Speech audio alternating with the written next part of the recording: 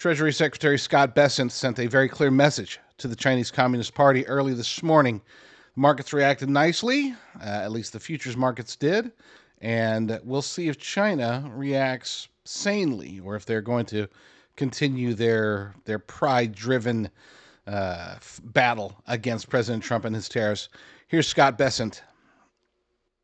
President Trump has maximum negotiating leverage right here, right now. And I think it would be a mistake for anyone to think otherwise. And as I said, many of our trading partners, they have queued up and they have kept their cool. They have not escalated, and they will get priority in the queue. I think it was a big mistake, this Chinese escalation, because they're playing with a pair of twos. Traditionally, if you look at the history of the trade negotiations, we are the deficit country. So what do we lose by the Chinese raising tariffs on us? We export 1/5 to them of what they export to us. So that is a losing hand for them. It's pretty basic math. I mean, we export much less than they do. They export a bunch to us. We export a little bit to them. We raise tariffs. They raise tariffs. Who gets hurt the most? They do. Why? Because we're the ones that are importing their stuff, a lot more of it than they're importing of ours. President Trump wants to bring fairness to it. I mean, let's face it, China is no longer just a producer. They are a consumer nation in many ways, and they are not, unfortunately, not consuming a whole bunch of our stuff. So let's make it fair. That's all President Trump is asking for. He wants it to be fair. And this message, I don't know if you were watching and noticed on the side, the S&P futures, the Dow Jones futures, NASDAQ futures, all looking very good again as of before the market had opened. Article over at Zero Hedge highlights, and I'm not going to read it. I'm not even going to put it on the screen, but this is the key to what he was saying. U.S. futures surge following Treasury Secretary Bessent's comments. President has maximum negotiating leverage. Never mind. I guess we are putting it on the screen. Let's put it on the screen here. Hold on. Let's put it on. Nope, wrong one. Hold on. There we go. Now we got it on the screen. So U.S. equity futures are accelerating gains following comments by U.S. Treasury Secretary Bessent this morning that tariff negotiations are the result of massive inbound calls, not the market. Now, I only played you that short clip, but here's basically the Cliff's Notes version of, for those if you're a youngster, you might not even know what that phrase means. I found out yesterday talking to one of my youngsters that they're like, Cliff's Notes, what the heck's that? Is that like Cliff's Bar? It's like, what? No. What is the world coming to? Anyway, progress. Here's the bullet points. There we go.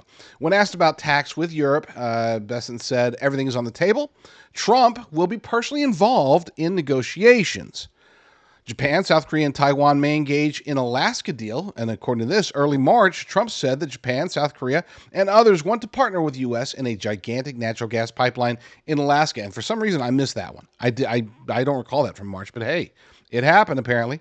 If they are successful, tariffs would be a melting ice cube in a way. Ha ha ha. They have discussed which countries to prioritize. Japan would get priority after swiftly reaching out to the U.S., as they did. And quick note, so we talk about supply and demand, especially when we're talking about tariffs and trade and all this other stuff, but there is another aspect of supply and demand that I think a lot of these countries really need to take into account in a hurry, and that's the supply and demand of President Trump's attention. It is finite. He's got great people around him, but especially with the bigger countries, the bigger trading partners, he's going to want to get involved, and they're going to have to get in line, okay? Japan's already coming, they're already at the negotiating table. Benjamin Netanyahu was meeting with President Trump yesterday. There's all these things that are already moving. So the people that are sitting back saying, maybe we'll wait until next week or see how things go, but maybe they'll back down. Hopefully, for their sake, they're starting to realize that that's not going to happen, and they need to get in line as quickly as possible, or end up having to wait a while and suffer through it. If there are solid proposals, there could end up being some good deals. As part of the calculus with deals, some part of tariffs may stay on. Bessant was not involved in the calculations of the tariff numbers. That's surprising. I actually wouldn't have expected that. He thinks that escalation by China was a big mistake. I agree. China has chosen to isolate itself by retaliating and doubling down on previous negative behavior, and President Trump is committed to fixing trade imbalances. That has been the intention the entire time. Also using it, there are other minor intentions, or lesser, not minor. They're still major, but relative to his other intentions, they are lesser, not necessarily minor. With that said, a quick note to China and my prediction.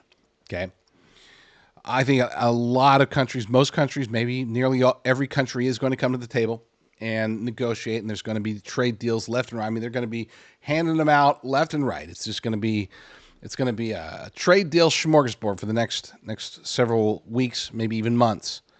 I think China, if I'm making a prediction, they're either going to succumb or basically give in almost immediately, very, very, very soon, or if they don't, then they're in it for the long haul, and that's going to be disastrous for them. It's going to hurt us too, to be clear. We don't want that. Okay, we want them as one of our most prominent trading partners. We want them to come to the table sooner rather than later. We want to get this fixed. We want to get, as Scott Bessent said, we're talking about 5x, 5 times more exported from the U.S. than imported from China, right? President Trump wants to get a balance going, and that's possible. It's doable. They can do it. We can do it, obviously. But will they?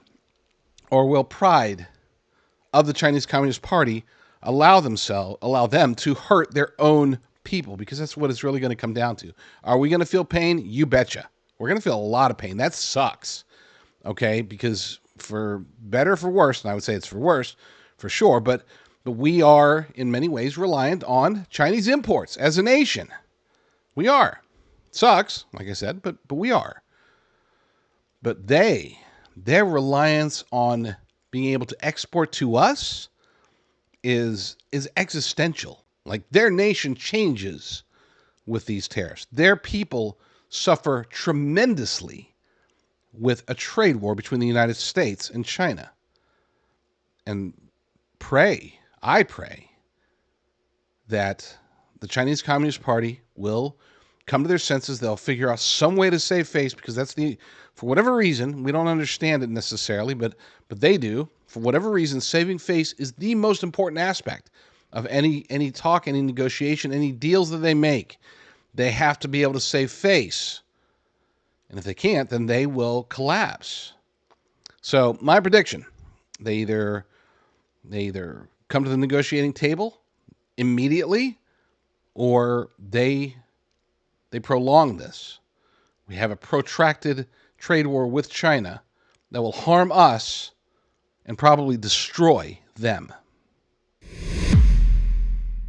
Protect your retirement, your life's savings with physical precious metals through an America First company. Go to jdrgold.com to learn more. jdrgold.com.